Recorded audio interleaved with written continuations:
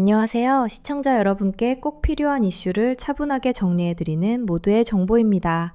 영상이 도움이 되셨다면 구독과 좋아요, 알림 설정까지 함께 눌러주시면 큰 힘이 됩니다.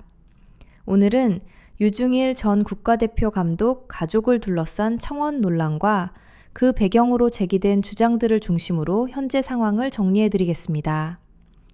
최근 유중일 전 감독의 배우자가 전 며느리와 관련된 성범죄 의혹 청원의 배경을 추가로 공개하면서 논란이 다시 주목받고 있습니다.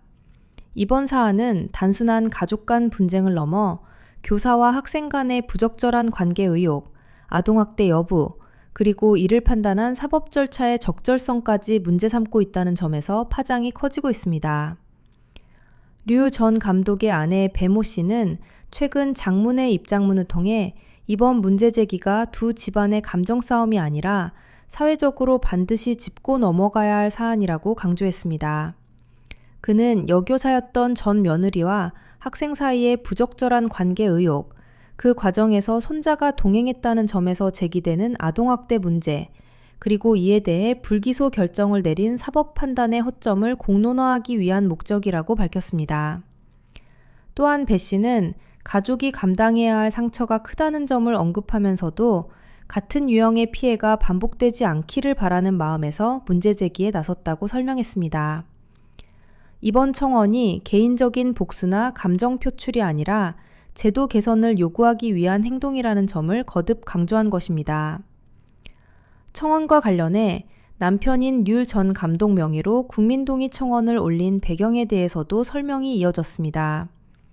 배 씨는 사법부와 교육당국의 제도적 보완을 요구하기 위한 선택이었다며 상대 측의 이의 제기로 청원 내용이 여러 차례 수정되면서 사건의 전후 맥락 일부가 삭제됐지만 법의 허점을 바로잡아야 한다는 취지 자체는 유지되고 있다고 밝혔습니다.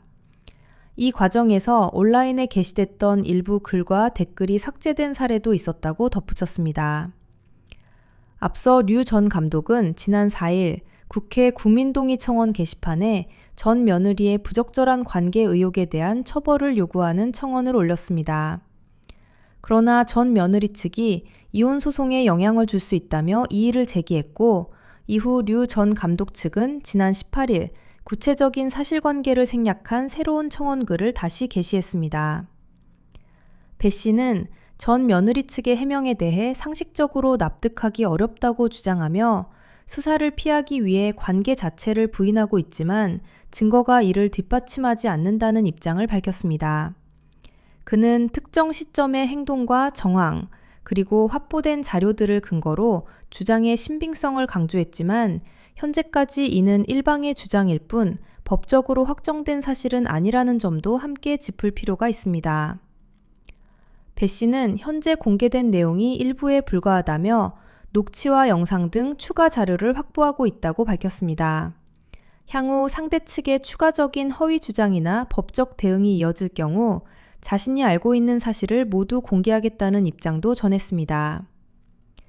한편 검찰의 판단은 배 씨 측 주장과는 다른 결론을 내린 상태입니다.